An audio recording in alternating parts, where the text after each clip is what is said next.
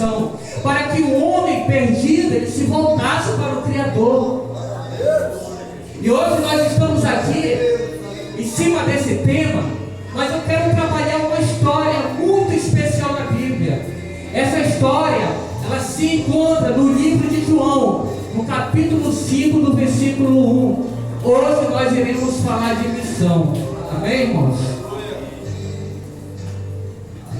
Você pode ficar sentado mesmo. João capítulo 5, versículo 1 está escrito assim: depois disso, houve uma festa, e Yeshua subiu a Jerusalém. Em Jerusalém, perto do portão das ovelhas, existe um tanque chamado em aramaico de Beit Zatá. Em português nós conhecemos como Betesda, no qual fica uma grande multidão de válidos, cegos, mancos e paralíticos, esperando pelo movimento da água, pois algumas vezes um anjo de Adonai descia até o tanque e agitava a água, e a primeira pessoa a entrar na água depois de agitada era curada de qualquer doença. Um dos que estavam ali era doente, fazia 38 anos. Glória a Deus. Amém, irmãos? O livro de João, ou melhor dizendo, Yohanan, seu nome original, seu nome hebraico, um judeu. Yohanan é um dos discípulos, que eu posso dizer, mais espirituais dos 12 apóstolos. Alguns dizem que quem escreveu João e as 3 epístolas não foi João o discípulo, mas sim João, um judeu peculiar, um judeu que não caminhou com Jesus, mas um judeu com conhecimento da mística hebraica muito profundo. Sendo Jesus, sendo João ou Yohanan, discípulo ou não de Yeshua, o Evangelho de João, ele traz muitos códigos espirituais, ele traz muitos segredos.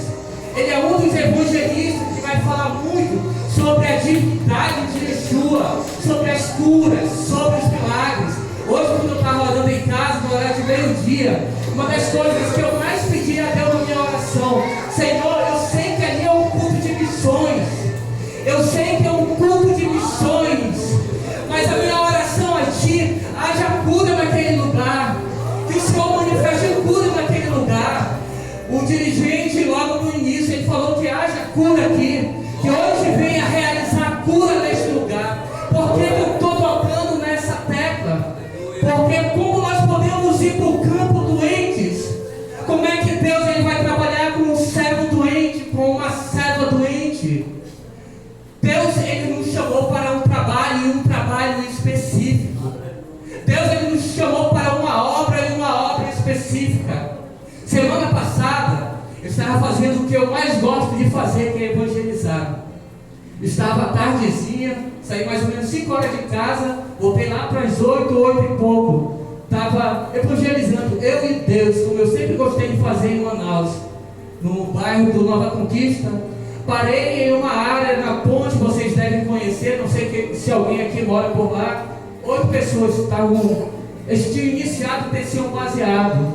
Cheguei lá, posso falar com vocês, posso deixar aqui uma palavra. Eu estava no Grande Vitória, em Manaus, sempre trabalhei com drogado, sempre trabalhei com viciado, sempre tinha trabalho nas bocas de fumo, de atrás do perdido, de atrás daquele que está na boca de fumo, porque Deus ele me tirou dessa realidade, e eu sei muito bem como é difícil para um drogado deixar de se drogar. A pessoa que está na droga não é porque ele quer, existe uma origem para esse problema, assim como a mensagem que será ministrada hoje. E a maioria da origem desse problema se encontra em algo chamado família, casa, relacionamento com os pais, relacionamento com os irmãos, relacionamento de um amor, de um namoro que não deu certo e levou fulano ou ciclano para drogas, para prostituição. É interessante que os jovens eles recebem que dificilmente a igreja sai para ir atrás desse povo. Dificilmente nós saímos do nosso comodismo, da nossa casa, para ir atrás daquele que está na bocada, aquele que está no bar, aquele que está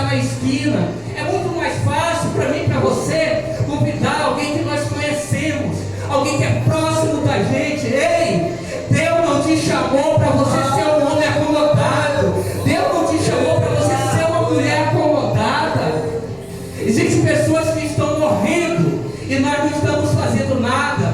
Nós só estamos contando no noticiário. O texto que eu acabei de ler diz que estava existindo uma festa. O texto não deixa bem claro qual era essa festa, glória a Deus. Mas eu acredito que era a festa de Purim. A festa de Purim não é um mandamento bíblico, mas é uma festa onde Deus, através da rainha Esther, antes de Jesus aparecer na terra, deu um grande livramento, escape de morte para a nação de Israel. E o que é que Jesus ele faz? Ele poderia ter ido para a festa, mas ele não foi para a festa. A Bíblia vai nos dizer que ele foi para um local particular, e o nome desse local é chamado de tanque, o tanque de Betesda. A palavra Betesda em aramaico, Bet-Satá, significa casa de misericórdia. Bet é casa, e Satá vem da raiz hebraica Hesed, que significa misericórdia. Perto da casa da misericórdia existia um tanque. Aquele tanque que estava ali não era à toa. O portão das ovelhas que estava ali não era à toa. Era um local onde todo judeu que ia levar sua oferta para ser queimado como holocausto no templo sagrado tinha que ser entregue ali. O cordeiro, o carneiro, o pombo tinha que passar por ali pelo portão das ovelhas. Dali o levita pegava e levava para o templo para ser sacrificado e apresentado a Deus como oferta. Só que a Bíblia vai nos dizer que lá, perto do portão das ovelhas, existia um tanque. E esse tanque, a Bíblia vai nos dizer que existia alguns tipos de pessoas. Existiam inválidos, existiam os coxos ou mancos, cegos e paralíticos. Desses 4 grupos, um em especial, que eu quero falar mais dele, que é o paralítico, que há 38 anos estava sofrendo dessa enfermidade. Mas antes de entrar nele, nós precisamos conhecer os 3 primeiros grupos. Quando a Bíblia fala que lá existia inválidos, o que é um inválido? É uma pessoa impotente, é mesmo que ser uma pessoa inútil.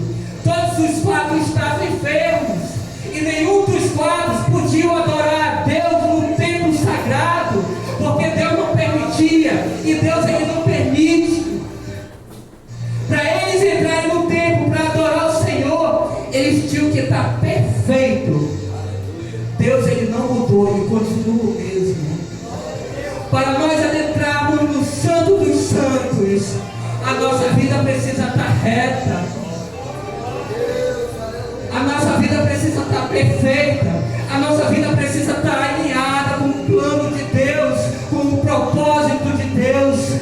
Deus não aceita o homem entrar na sua presença de qualquer jeito, de qualquer maneira. A Bíblia vai falar, quando o Kohen Gadol, o sumo sacerdote, entrava no Santo do Santo no dia de Yom Kippur, uma vez ao ano, era colocado campainhas dele. Por que campainhas? Para ele sair fazendo barulho? Não. Só para isso? Não.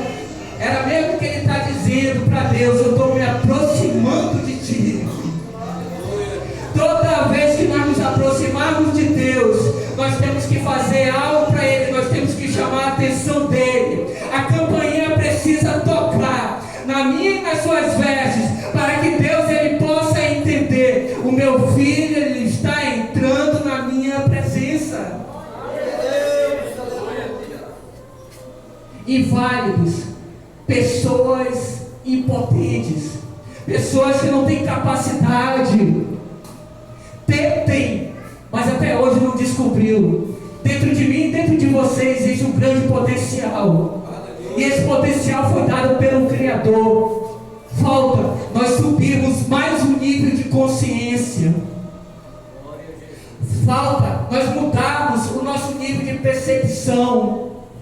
Quando eu usei drogas, eu falava muitas vezes: eu não faço mal para ninguém, mas minha consciência era ilimitada. Eu não conseguia ver mais adiante, porque a consciência era ilimitada. O impotente, o inválido, o seu nível de consciência é um nível muito baixo. por que a maioria de nós não conseguimos entrar de peito, de corpo e alma na obra do Senhor? Porque o nosso nível de consciência está muito baixo. Sabe por que nós escolhemos a dedo quem queremos pregar? Porque o nosso nível de consciência está muito baixo. Nessa mesma história, a Bíblia nos diz que existiam coxos ou mancos. Quando eu li essa palavra, eu me lembrei só de um nome: Mefibosete, herdeiro do rei. Era coxo, manco de um pé. Morava em uma cidade chamada Lodebar, que significa Lodebar. Lo em hebraico significa não, Devá significa palavra. Vivia em um ambiente miserável, aonde não existia a palavra do Eterno. Aquele coxo vivia ali, Mefibosete, em uma cidade onde não existia a palavra de Deus. Todo mundo na maior pobreza, na maior miséria. Certa vez o rei se lembrou: existe algum parente na casa do rei Saul? Sim. Uma pessoa falou: sim, existe um. Ele está em Lodebar. O nome dele é Mefibosete, mas ele é coxo, ele é manco. O rei falou: não importa, chama ele até a minha presença. Ele pode ser coxo, ele pode ser manco, mas se ele adentrar na minha presença, eu vou curar ele, eu vou restaurar ele, eu vou firmar os pés dele. Ei, irmão, Deus te trouxe aqui porque Ele deseja firmar os teus pés. Deus, Ele deseja aprumar a tua vida com Ele. Para de ficar andando com Deus de um só pé. Para de ficar se arrastando com Deus. Para de ficar mendigando com Deus. Ei, Deus, Ele te trouxe aqui porque Ele deseja te curar. Ele deseja tocar na tua perna. Ele deseja alinhar os teus pés. Glória a Deus, aleluia.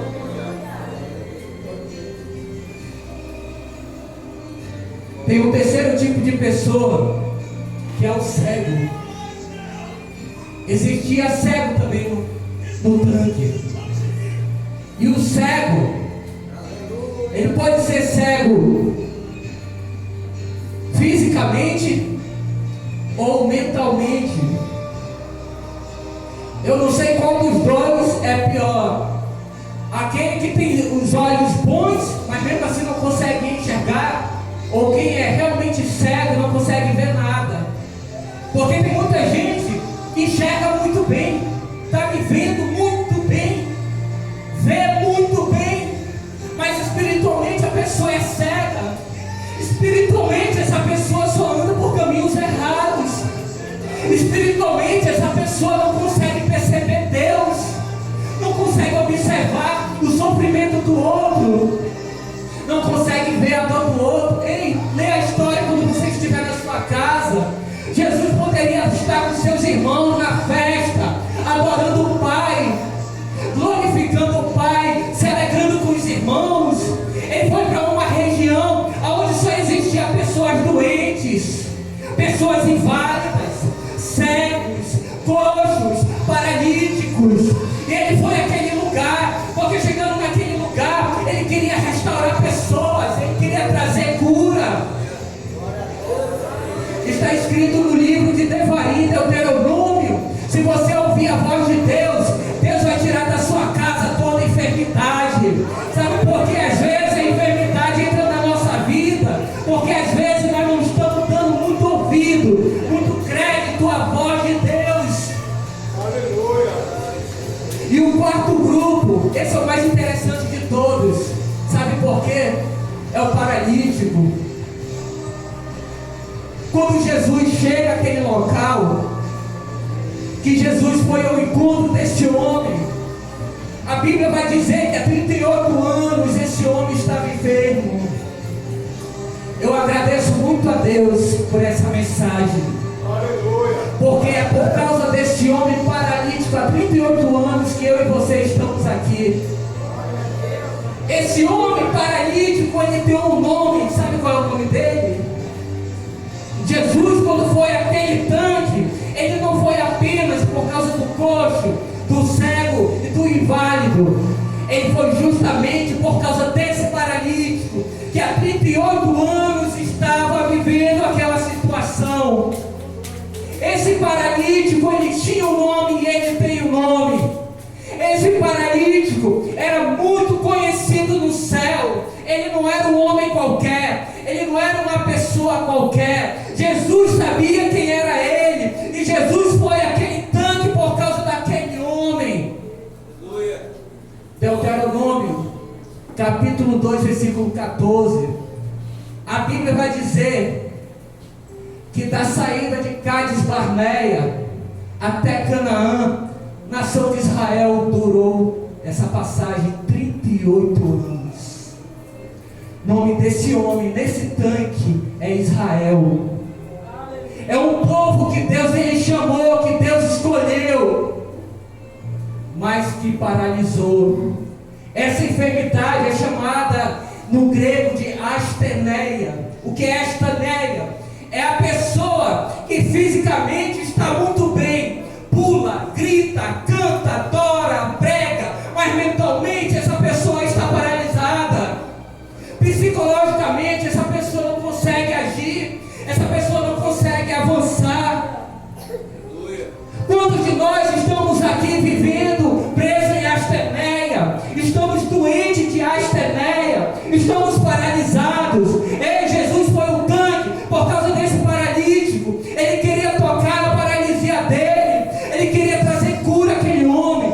Ei, eu não sei se você está entendendo essa mensagem, mas tem pessoas que estão aqui, que estão sofrendo de asteneia. Você está paralisado, quem sabe no ministério, quem sabe no teu relacionamento com Deus, quem sabe nos teus negócios, quem sabe nos teus empreendimentos, quem sabe nos teus relacionamentos. A tua vida paralisou, você está em asteneia, mentalmente paralisou. Ei, olhe para você mesmo, você está bem.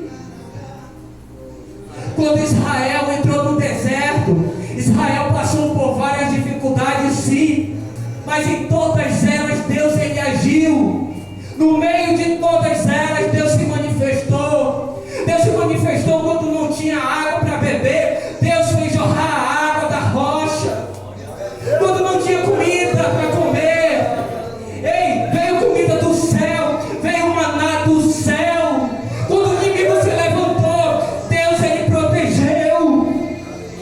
Quando o Egito avançou atrás, Deus se manifestou.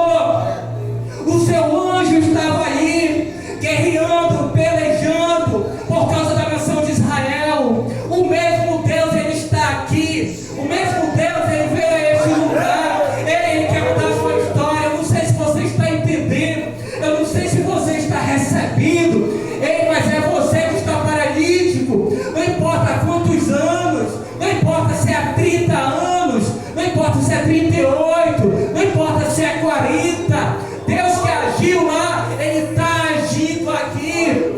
A palavra fala que ele não mudou. A palavra fala que ele continua o mesmo. E ele está aqui. Ele está atrás de você, Israel. Você tem um chamado. Deus ele tem um propósito na tua vida. Deus ele tem algo. Deus ele tem um projeto na sua vida. Só você que crê, glorifica o Senhor.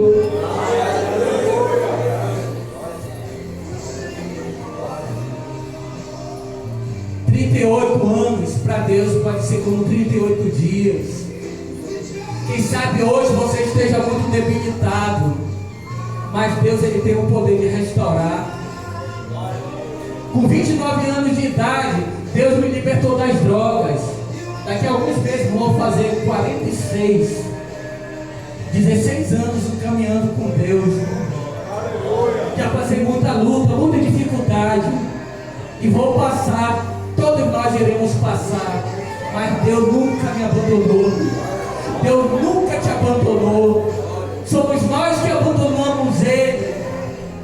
Somos nós que viramos a costa para Ele. Ei, Israel, eu tenho um propósito na tua vida. Eu deixei a festa de lado para vir hoje me encontrar aqui com você. Você está sofrendo de astenia. Você ficou paralisado. E paralisado no tempo. Mas hoje é o dia da tua cura. Hoje é o dia que Deus preparou para te tirar dessa situação. Hoje é o dia que Deus escreveu nos céus para mudar a tua história. Quando Jesus perguntou: quer ser curado?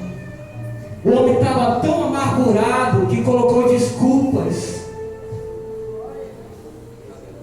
O tempo de luta e o tempo de dificuldade, muitas vezes, ou melhor, nós seres humanos, nós pensamos que quando nós passamos por lutas, por dificuldades, por sofrimentos, isso é para o nosso mal. Existe uma expressão em hebraico chamada Ganzul Letová. Tudo é para o bem. O sofrimento que você está vivendo é para o teu bem. A luta que você está passando é para o teu bem. Se é no teu casamento, se é na tua saúde, se é no teu ministério, se é nos teus negócios, é para o teu bem. Quando o irmão mandou a mensagem para ministrar, eu estava mais de um mês estudando um texto. Eu estudei, meditei a mensagem.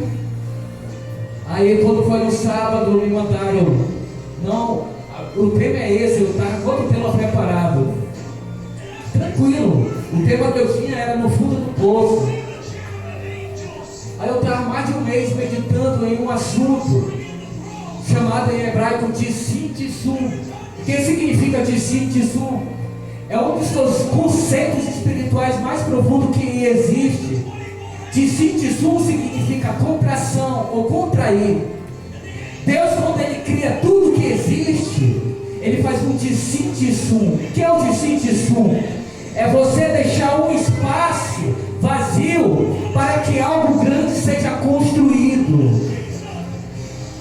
É a gente diminuir, é a gente se contrair. A Bíblia vai falar sobre Jesus, que Jesus ele não teve usurpação de querer ser igual a Deus, mas ele aniquilou-se a si mesmo, ele fez Tissim Tissum, ele diminuiu, ele retraiu. Nós temos um pensamento que todo mal que chega na nossa vida, a gente aponta que é Satanás, mas nós nunca somos culpados. Satanás é culpado de bagunçar nossa finança. Satanás é culpado de estarmos doentes. Satanás é culpado disso, é culpado daquilo. Irmão, o que tu está fazendo aqui, irmão? Já era para você ter sido canonizado. Tão santo e santa que você é. Será que nós não temos culpa de nada?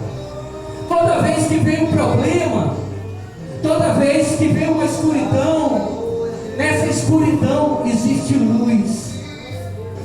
Eu não sei se você crê, mas existe luz no meio dessa dificuldade que você está. No início da Bíblia vai aparecer a expressão que a terra estava sem forma e vazia, e havia um grande abismo sobre a face da terra. Só aquela escuridão, tudo escuro. Daquela escuridão começa a acontecer alguma coisa no mundo espiritual.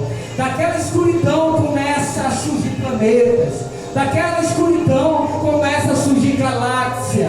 Daquela escuridão começa a surgir sol, estrelas, luas, bilhões e bilhões e bilhões de galáxias. Mas estava tudo escuro. Assim é na minha e na sua vida. Está tudo escuro. Só trevas, só escuridão. Existe uma luz aí. Só que a luz está oculta. Através da nossa fé, essa luz vai se manifestar. Amém? Eu peço que você se coloque em pé em nome de Jesus. Queria convidar o ministério de louvor. Aleluia.